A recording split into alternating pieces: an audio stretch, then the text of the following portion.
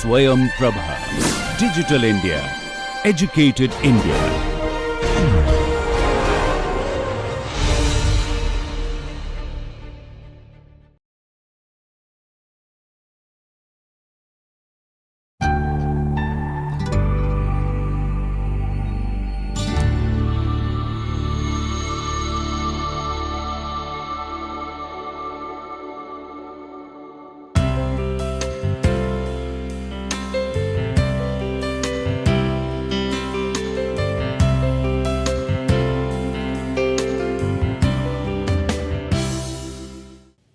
Hello learners, welcome back to this NPTEL course on the English novel, Interdisciplinary Approaches.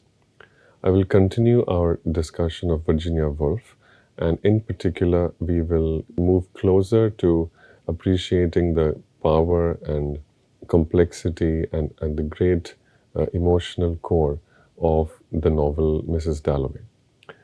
In the previous lecture, I gave a brief introduction to the pandemic and how it shaped both personal as well as intellectually the kind of writing that Woolf was doing, and how the experience of contracting the flu virus was not just a part of Virginia Woolf's medical history, but it actually shaped her as a writer and as an artist. I ended by thinking a little bit about Virginia Woolf's reflection on the state of being ill and what kind of implications, intellectual as well as narrative, that experience of being ill can have for the production, composition, as well as the appreciation of modern literature.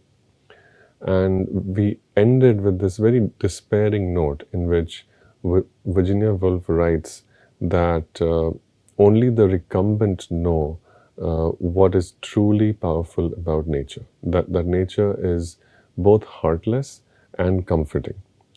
It was this combination of finding nature heartless and finding this heartlessness to be a source of comfort that Virginia Woolf associates as the key intellectual enrichment that the experience of being ill can bring to the reading and writing of literature. While we read the following words and sentences and passages from Mrs. Dalloway, I will try and carry forward these thoughts on the importance and the use of the experience of being ill for literature, which Virginia Woolf has delineated in her essay on being ill. Chiefly, while we read these following sentences, we will try and remember Virginia Woolf's key points about why it is so difficult to write a literature of illness, and in particular, her point about the poverty of language. Right? If you remember, Woolf had described that we don't have a great substantial or honest or representative body of writing about illness because language itself fails when we call upon it to describe the experience of illness. Right? Everyone's experience of being ill is different. Therefore, we cannot describe illness in a way that others would find true or relevant or representative of their experience of being ill. This was the challenge that Virginia Woolf described as something that faces all writers. And this is a challenge that we can see Virginia Woolf sets before herself as she writes this novel, Mrs. Dalloway. And we will find out how well and how superbly or not Virginia Woolf herself manages to surmount this great and in many ways impossible challenge that a novelist can set for themselves. Okay, with these words, let us begin reading the first words of the novel Mrs. Dalloway. Virginia Woolf writes, and I quote, Mrs. Dalloway said she would buy the flowers herself, for Lucy had her work cut out for her. The doors would be taken off their hinges. Rumpelmayer's men were coming. And, thought Clarissa Dalloway, what a morning, fresh as if issued to children on a beach. We stop there because there is a period mark. At this point, the narrator, almost out of a sense of uh, comfort and out of a desire to care for the reader, offers this period mark as a way to take a break. Because after this point, there will be very few of these periods, which will mean that readers will have to keep up with the narrator, who goes at a not less than breakneck pace. And one result of that pace is that it adds a degree of breathlessness to the experience of reading the novel. I will try and convey a sense of that breathlessness, and we will reflect on how that sense of being breathless or being out of breath or not being able to breathe as correctly or as fully as one would if one were in the pink of health is actually a not very unconscious, but actually a very deeply considered reflection of the kinds of physical ailments that most people were experiencing as a result of the influenza pandemic. But before I get ahead of myself, I want to briefly reflect on the opening sentences. So we learn that Mrs. Dalloway is a person, and it seems that she has taken a decision. She has decided to buy the flowers herself. Right? Why would she do that? Why would she need flowers, and why would she decide to buy them herself? Right? It seems on one hand like a very unimportant, very trivial decision. It is something that people think when they go about their daily lives, and it is not something that appears to merit a great deal of intellectual or moral reflection. And yet, this is how the novel begins. It's a very short but very declarative sentence. Mrs. Dalloway said she would buy the flowers herself. We get a period at the end of this thought, and we also get a line break. Right? So that is all in the first paragraph. This is a unit of thought with which the novel allows us readers to begin entering this world in which Mrs. Dalloway exists. Right? So why would she need flowers, and why would she get them herself? The next sentence gives us clues. For Lucy had her work cut out for her. The doors would be taken off their hinges. Rumpelmayer's men were coming, and etc., etc., etc. And then, thought Clarissa Dalloway, what a morning, fresh as if issued to children on a beach. So, on one hand, we know that the person who would normally have gone to buy flowers is busy with some other work. What is that work? That work is to oversee some kind of housekeeping. Apparently, some carpenters are about to come. They're about to take the doors off their hinges, probably to clean them or to replace them or to polish them or do something. So we get a sense that Mrs. Dalloway is hosting some sort of a social event at her home. And in order to prepare for this social event, she will bring fresh flowers and put them in at some point in her house. But the flowers are just one part of the event.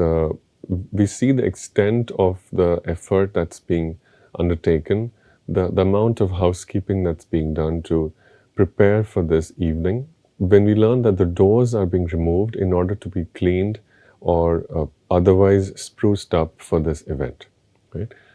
So one person is busy, and Mrs. Dalloway thinks she can save some time or help her out by doing this herself. Further, she also has another motive, less utilitarian, more psychological, which is that it's a beautiful morning, right? She wants to go out and experience walking and seeing the world on this beautiful day. Okay, so this is what we know so far, and then let us continue reading. More thoughts about the morning itself. And now we see Mrs. Dalloway's thoughts. What a lark, what a plunge! For so it had always seemed to her when, with a little squeak of the hinges, which she could hear now, she had burst open the French windows and plunged at Burton into the open air. How fresh, how calm! Stiller than this, of course, the air was in the early morning, like the flap of a wave, the kiss of a wave, chill and sharp, and yet, for a girl of 18 as she then was, solemn, feeling as she did, standing there at the open window, that something awful was about to happen. And this goes on, but I've chosen to pause there, even though there is no period mark to indicate that I can pause. So you can get a sense of how the prose begins to accelerate, and the prose begins to move at a much higher pace. And we know that because instead of periods, we see a lot of commas, and we will also begin to see a lot of semicolons. So the narrator demands that readers keep up, and we do that to the best extent possible. But let's reflect on why Mrs. Dalloway finds this morning to be beautiful, or what exactly she finds so energizing about this morning. It is not just that it is clear and sunny, although we can imagine that being clear, that is cloudless, and the sun being out have a great deal to do with the pleasant qualities of this day. But there's something more. It reminds her of her childhood. Or if not childhood, it reminds her of something that had happened when she was a different person. It reminds her of the past. And with that memory of the past comes a sense of the future as well. If you read these sentences carefully, from reflecting on how nice the morning is when she opens the windows, Clarissa, or Mrs. Dalloway, begins to think of the past. She writes, how fresh, how calm, stiller than this, of course, the air was in the early morning, right? So she's remembering an earlier part of the day, and while she's remembering that earlier part of the day, we see that she's also remembering something else. After that semicolon, we see, like the flap of a wave, the kiss of a wave, chill and sharp, and yet, for a girl of 18 as she then was, solemn, feeling as she did, standing there at the open window, that something awful was about to happen. So, a lot of things are combined into this one very short sequence of phrases. As Clarissa Dalloway opens the window and goes out, decides to buy the flowers, she remembers another morning when she had felt a sense of excitement at seeing open, clear skies, sunshine, but that sense of excitement and positivity and hope was tinged with a degree of disquiet, was tinged with a degree of foreboding, was tinged with the sense that everything that appears happy and beautiful and bright and clear will soon be clouded over with something which might be the very opposite of what one appears to feel right now. That is, everything happy and clear will be clouded by something dark, something awful. Awful is the word Clarissa remembers feeling when she was a girl of 18 and she had experienced something very calming, but yet there was, in that sense of calm, there was the seed of a great tragedy. This is exactly what happens this morning. Let us go further. Looking at the flowers, at the trees with the smoke winding off them and the rooks rising, falling, standing and looking until Peter Ward said, musing among the vegetables, was that it? I prefer men to cauliflowers, was that it? He must have said it at breakfast one morning when she had gone on to the terrace. Peter Walsh. Now, the memory of the past brings with it the memory of another person named Peter Walsh. It seems, Clarissa and Dalloway were both young and they had experienced something together. Seems like they were at a place which is on the beach, because we see repeated mentions of a wave, the flap of a wave, the kiss of a wave, right? So it seems that they were on some kind of a vacation, and he said something, that is, Peter said something. Clarissa is not sure exactly what he said, or even if it was he who said it. But at this point, it is those words that come to her. Musing among the vegetables, I prefer men to cauliflowers. Was that it? Was that it? So it is the fragmentary nature, it is the uncertainty, which is in fact the proof that the memory and the feeling it evokes are powerful and true. Uncertainty is usually associated with a sense of lack of, with a kind of lack, that if we are uncertain about something, then maybe it did not happen. But here we see the exact opposite.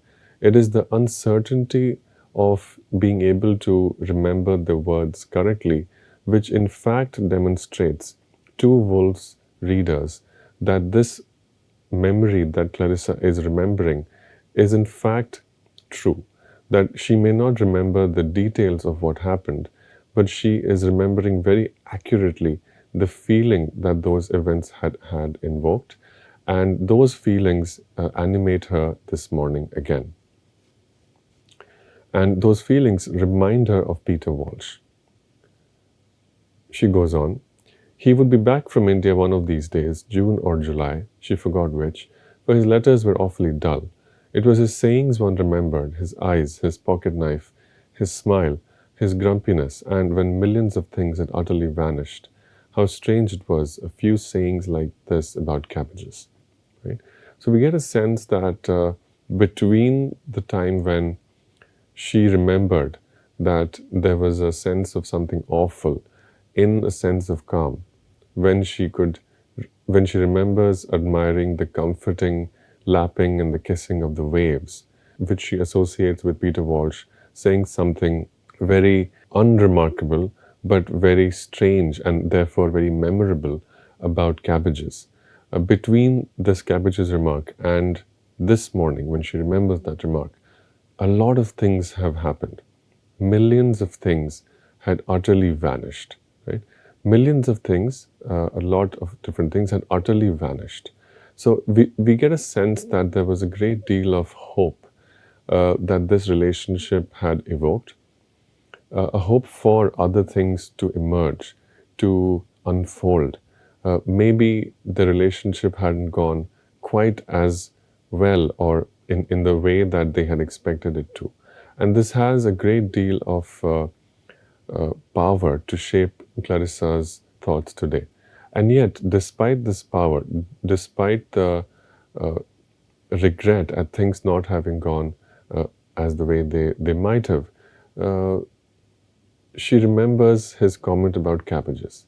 It is the detail of this cabbages remark, and it is the texture of memory that stays with Clarissa, and not so much the theoretical or the more intellectual fact of what might have been and what has not come to pass. After this memory, we return to the present and we are told what Clarissa is doing.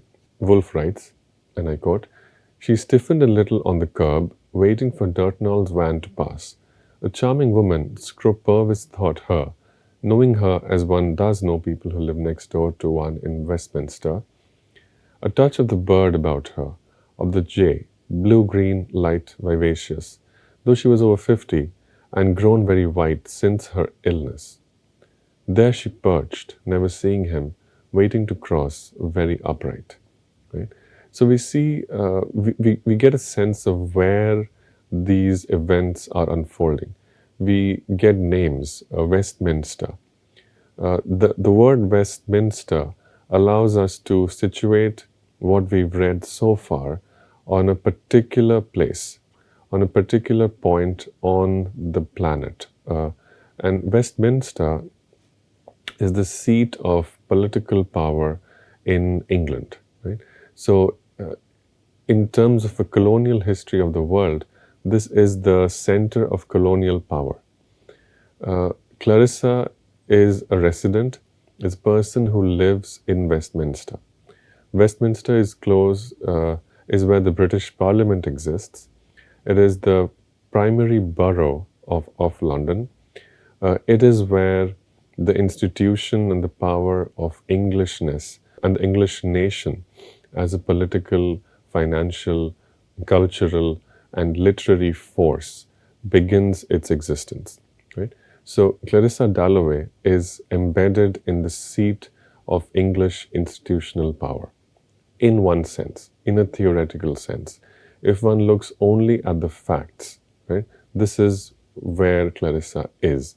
This is where we see her. On the other hand, right, we also see that the fact of Westminster, the fact of British Parliament, the fact, all this information about the history and the geography and the fact of where England was and what England had become in the geopolitics of the world, all of this information is not more important, or is at least as important as the psychological impact that living and breathing in that space has on Clarissa's mind, right? And one manifestation of that psychological impact is the way Clarissa stiffens on the curb, waiting for Dartnall's van to pass, and she's aware of how her neighbor, Scrope Purvis, knows who she is, and she's even able to speculate what he's thinking about her, right? And this person is thinking of her like a bird, right? And why this person thinks of the bird as a blue jay, because Clarissa was over 50. She had grown very white since her illness, and she perched. There's a degree of grace, even though there is a great deal of vulnerability and there is a great deal of mortality to this figure. And then Clarissa notes further, and I read from Woolf's words. For having lived in Westminster, how many years now? Over 20. One feels, even in the midst of the traffic or waking at night, Clarissa was positive, a particular hush or solemnity, an indescribable pause, a suspense. But that might be her heart, affected, they said, by influenza. Before Big Ben strikes, there, out it boomed. First a warning, musical, then the hour, irrevocable. The leaden hours dissolved in the air. Such fools we are, she thought, crossing Victoria Street. A lot happens in this passage. Living in Westminster, Clarissa acknowledges that it's a great privilege to be able to live in such comfort. And yet there is something very particularly disconcerting, something that throws off, something very disorienting about this privileged life. What is it? A particular hush or solemnity, an indescribable pause, a suspense before Big Ben strikes. So Big Ben is a clock tower which marks the hour through striking, right? So it marks the time through the striking of a big and loud gong, right? So as time passes, the Big Ben announces the passage of time through hourly gongs and chimes, right? Through its strikes. The first strike is warning, right? And this is how Woolf's narrator describes the sound that's produced from the Big Ben, which is a centralized clock tower, and both and how this sound has a very jarring and turbulence-inducing impact on the minds of people around it, and this includes Clarissa. What is that impact? After it booms, the first is a warning, right? It is musical. And then the hour, and that is irrevocable, right? The short sentences, right? These short sentences are almost 2 to 3 words. These short phrases, punctuated by semicolons and periods. Out it boomed, right? 3 words, period. First a warning, comma, musical, semicolon. Then the hour, comma, irrevocable, period. The staccato pace of these very short sentences describes a sense of how psychology itself is interrupted and punctuated by events and forces that are outside one's body. Right? The person who experiences the boom of the Big Bang as a warning and then as the irrevocable passage of time, the irrevocable marker of time being past and time being lost and time being irretrievable. Right? This is a reminder of mortality. This is a very despairing but also musical marker of the mortality of all human life. And the quality of the psychological experience is what the narrator wants to convey through these sentences. What is the quality of the psychological experience? Now, in the wake of the influenza pandemic, we've just had 2 references to how Clarissa has survived the pandemic. She has been ill, right? Her heart is weakened by the influenza pandemic.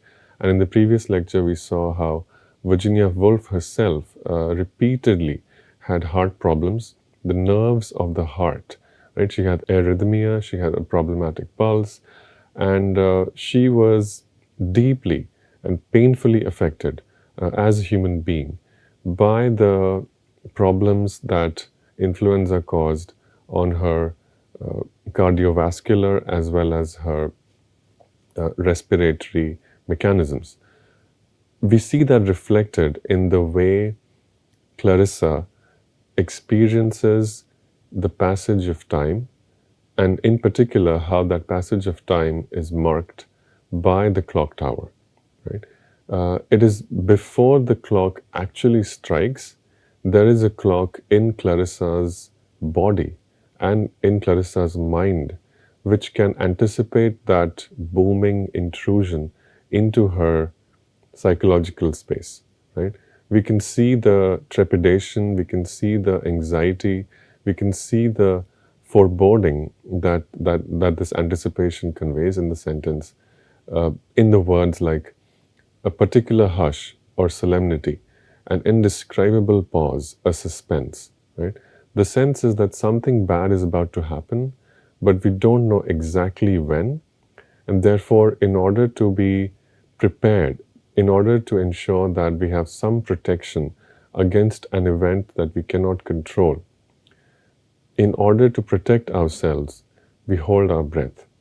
That is what Clarissa does. Clarissa holds her breath. That is the suspense, because she knows at any time now the clock tower is going to start booming, right?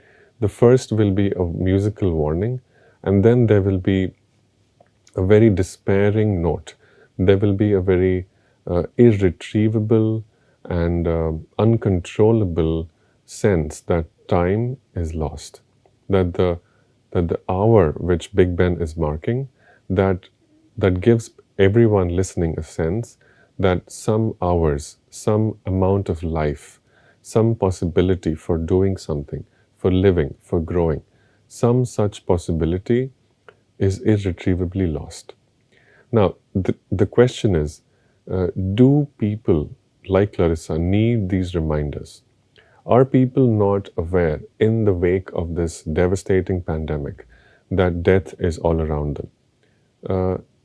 Yes, they are. People like Clarissa and everyone, most people living in London, most people reading this novel, were very much aware that time passes and that as time passes, every second we lose some possibilities.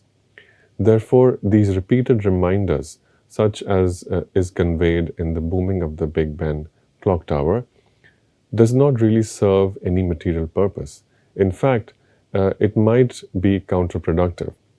Instead of being a healthy reminder of the passage of time, instead of trying to help people organize themselves around a public and universal idea of time, as opposed to psychological and personal ideas of time, this repeated reminders of mortality, this repeated reminders of the indifference of a public world to one's psychological rhythms and psychological pace, these repeated reminders can feel like a sort of assault, and they can feel a sort of violent and a sort of violent intrusion on one's very humble and very meek efforts to simply continue one's existence, given the many constraints to health and well-being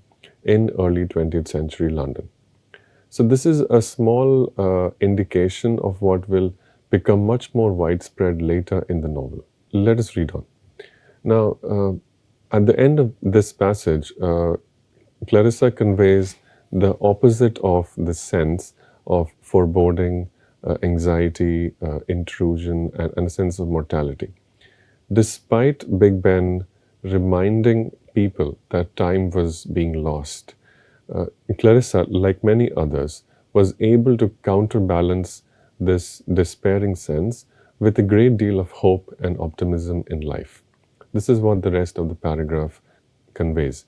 Clarissa is full of hope and energy while walking on this street in London, seeing a lot of tradespeople, shopkeepers, neighbors, people up and about their business in Westminster, fills Clarissa with a great deal of hope.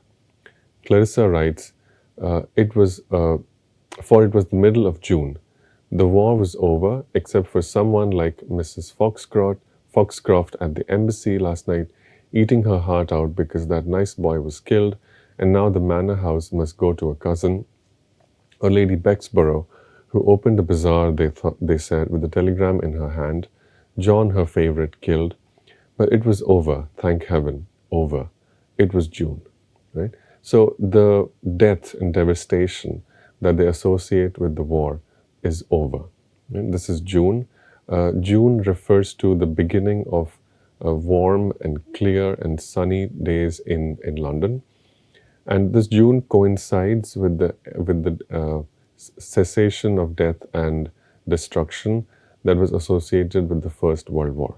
And a little bit later, we see a further insistence. So these opening pages of the novel swing between a sense of optimism, hope, and energy that Clarissa derives from simply walking around and looking at people on this very clear morning in June in Westminster, London, and a sense that despite everything being so sunny and beautiful and clear, there is a sense that all of this might come to naught. That is, there is a sense that everything that is beautiful and clear and full of life will one day be clouded over by death and devastation. And that sense comes partly from Clarissa's own recent bodily memory of having been sick and been recovered, but it also builds the novel's narrative prism. The novel teaches us as readers how to perceive suffering, how to perceive suffering when suffering is something that the narrator herself struggles to describe, and not so much because the narrator is incompetent or less capable, but rather because there's something fundamentally incompatible between the mechanics of this literary form, that is to say, the modernist novel, and the experience of suffering. Right? So the novel teaches us how to read its characters and how to perceive one character who will shortly be introduced, whose name is Septimus. But before that, let's read one more passage about how Clarissa struggles and juggles the sense of both being hopeful and optimistic, along with an awareness that death lurks around the corner, no matter how sunny life may appear to be. Woolf writes, and I quote, "That she held herself well was true, and had nice hands and feet, and dressed well, considering that she spent little. But often now this body she wore, she stopped to look at a Dutch picture. This body, with all its capacities, seemed nothing, nothing at all. She had the oddest sense of being herself invisible, unseen, unknown. There being no more marrying, no more having of children now, but only this astonishing and rather solemn progress with the rest of them, up Bond Street, this being Mrs. Dalloway. Not even Clarissa anymore, this being Mrs. Richard Dalloway. Bond Street fascinated her. Bond Street early in the morning in the season, its flags flying, its shops. No splash, no glitter, one roll of tweed in the shop where her father had bought his suits for 50 years, a few pearls, salmon on an ice block. Right? So we see a great contradiction in this passage. On one hand, in the midst of life, there is a sort of, if not death, then there is a kind of invisibility, there is a kind of annihilation, there is a kind of dematerialization. Clarissa has a sense that everything that appears to be so full of life around her is also actually immaterial. Right? This immateriality emerges from her experience of inhabiting the body into which she was born, the body which has recently been sick and disabled, the body which has recovered, the body which enables her to feel the pleasure of this beautiful, clear morning. It is this body which also gives her the sense that the world around her is immaterial. What is immaterial about this world? On one hand, very little, right? The London that she describes, Bond Street, and the shops that she describes are very material. There are a lot of very sophisticated and attractive materials being produced and traded on these streets. And it's not that Clarissa herself doesn't enjoy these materials or is not attracted to or is blind to the beauty and value of these materials. We learn that she passes shops with paintings, with glitter. She passes a roll of tweed, which is on display in a shop where her father had bought his suits for 50 years. So clearly very privileged, well-to-do people. Not everyone has an experience of buying suits from one place for 50 years. So clearly a very material universe. In addition to the roll of tweed, there is also the sight of pearls. There's also salmon on an ice block, right? So fresh salmon being cut on an ice block. Clearly, people who live and shop on these streets are very privileged. And Clarissa is both grateful to having the opportunity to appreciate and engage in this kind of privilege, but also coupled with the sense and in the same breath, and this is key, in the same breath, Clarissa notices that this is immaterial. What is this? Where does the sense of immateriality come from? I referred to the experience of inhabiting a recently sick body. But the sense of immateriality also comes from a collective vision of the place of culture in nature. Right? Nature ultimately conquers all. This is what Woolf had written in the essay on being ill. So even though human beings have created this very elaborate establishment of Bond Street with its shops, with its parliament, with its politics, with its literature, with people who walk on these streets and write novels about it, all of this is in a way from the perspective of a longer durée, a longer history of nature, a longer history of the earth. From the perspective of this long history, Bond Street, London, Westminster, Mrs. Dalloway, both the individual and the novel, they are immaterial. This is the sense with which I will stop. We will continue exploring this novel, we will read more, and we will see how this description so far has prepared us to encounter a very, very important character in this novel, Septimus Smith. We will encounter Septimus in the next lecture. Thank you.